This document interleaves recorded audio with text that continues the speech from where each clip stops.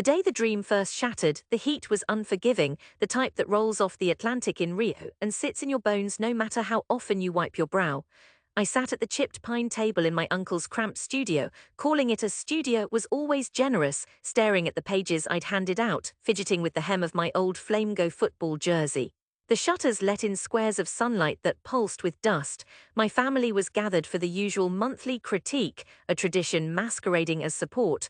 There was my mother, sitting upright even though the wobbly chair made it difficult, pursing her lips with expectation. Tia Elvira, squat and severe, kept her arms crossed and eyes fixed on my pages, as if words had personally offended her.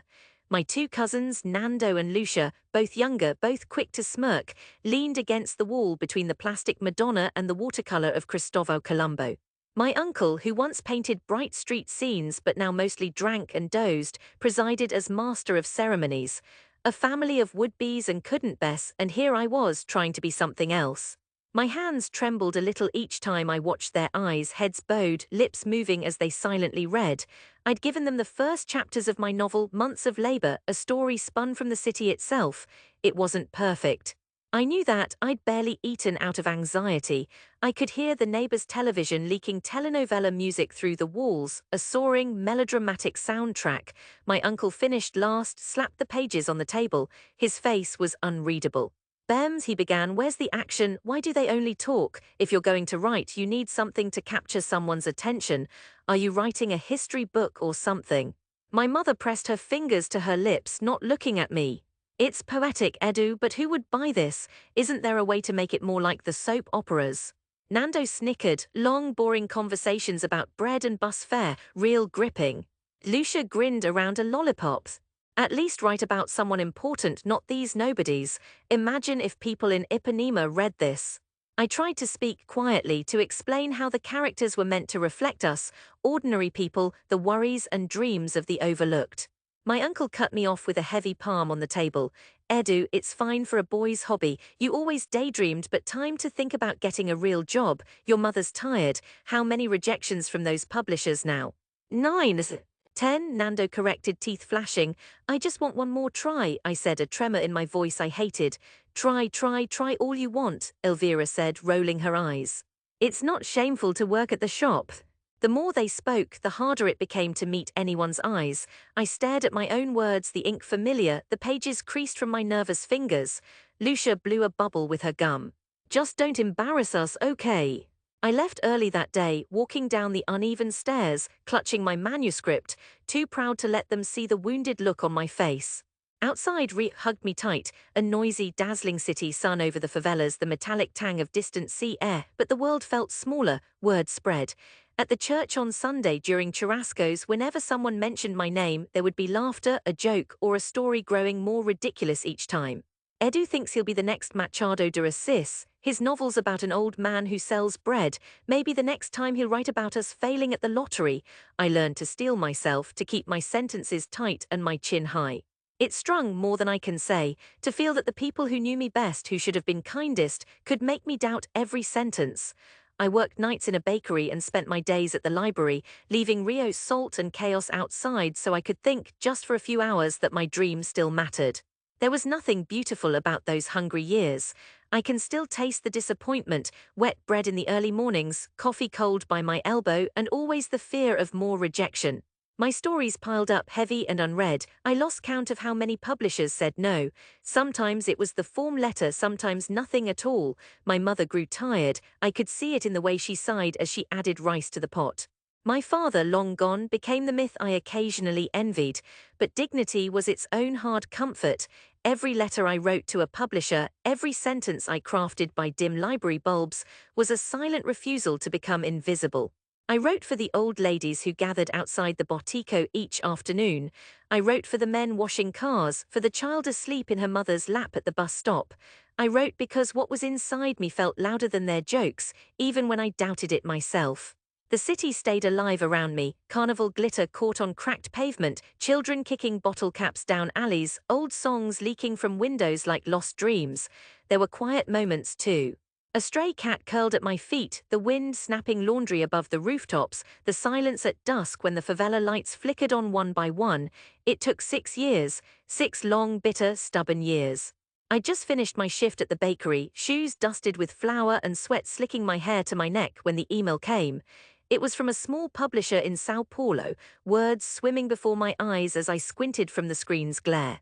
They loved my novel, they wanted to publish it. For a moment I could barely believe it, a real reply, not a rejection, not silence. The editor wrote with warmth, promising a modest advance, a real print run. I walked outside, staring up at the sky, unseeing, sure I was dreaming. The city was different, or maybe I was. The year following the book's release was a blur of travel, interviews, readings in cramped bookstores, pages selling faster than anyone, especially me, expected. The book did not make me rich, but it brought something rarer, a sense of having spoken, of being heard. A radio program called, and then a publisher from Portugal. My second novel followed. Doors opened, slow and deliberate, but they opened. I changed too. My clothes improved. My voice carried more weight when I spoke. I moved out of my mother's home, rented a sunlit place in Lapa where the trolleys clattered in the dim mornings. I bought backlists of writers I could finally afford and sent presents to my cousins at Christmas, books of course. None answered, but I sent the packages anyway. Occasionally I would catch a whisper on the wind, Edu published a book, Edu was on the radio, Edu signed copies at a Livraria Cultura, but these whispers were fragile, outweighed by memory's echo. I still walked past my uncle's studio sometimes, into the heart of the old neighborhood, feeling like a ghost passing through the city's bloodstream. For years, I chorused my success into phone calls, emails, an occasional note to my mother tucked between utility bills. She answered with pride, never quite knowing how to say sorry, but bringing my childhood stories out at maids' meetings and bingo nights. My uncle, predictably, stayed silent. Return didn't come suddenly.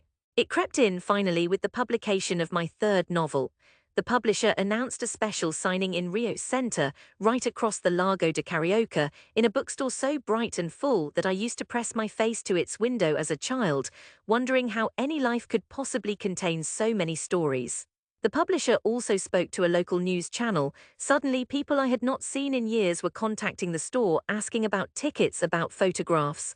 I dressed carefully that day, a hand-stitched shirt, the fabric light enough to breathe in, and shoes polished till they shined. The sky over Rio was a sheet of hard blue, the kind that buzzes with endless possibility. My hands trembled as I signed the first books, forcing myself to write neatly, to meet each person's eyes, to thank them. There were old neighbors, 2 teachers from my early school days, a man whose bread I'd once wrapped in brown paper every morning. Then my family, like a flock of noisy, uncertain birds. Lucia first, expensive sunglasses propped on her carefully styled hair. Nando behind her in a pressed shirt, his face unreadable. My mother trembling, her smile watery but wider than it had ever been. Tia Elvira clutching a copy of my first book as if it might burn. My uncle hovered in the background like a regret in human form. I signed their books with a careful hand. For Lucia, may you always tell stories. For Nando, remembering the old apartment and new dreams. My mother, wordless, hugged me so tightly I could smell the soap on her collar. There was a silence when my uncle approached, book gripped in his large, work-rough hands. For a moment, that old, simmering resentment threatened to choke us both. His eyes met mine. There was something edged with pride there, but sharpness too. My son, he said quietly, I was wrong, you know, I was wrong. The words landed heavier than any criticism. I almost didn't trust them. He opened the book, scanning the first page as if seeking himself within its lines. Around us, cameras clicked, and the store's windows caught the late sunlight, sending it scattering across my table, across my hands. Someone called out, Edu, they say your book is going to be optioned for a film. I smiled, genuine, easy. That's the rumor. I heard Nando murmur to Lucia, he really made it, everyone's talking about him. Lucia didn't answer, but I saw her mouth quirk, torn between disbelief and reluctant amusement. An old teacher, Dona Teresa, approached shyly. I remember your essays. I always told them, there's something in you besides those bare feet and loose laces. I thanked her, meaning it. Each signature, each handshake felt like mending a part of my ribcage that had been split by all those childhood jokes, all those days of doubt, all the times I stared too long at my own hands and wondered if they could ever be the hands of a writer. When the crowd lessened near closing time, I wandered outside, breathless, book bags in either hand, the city buzzing with evening light.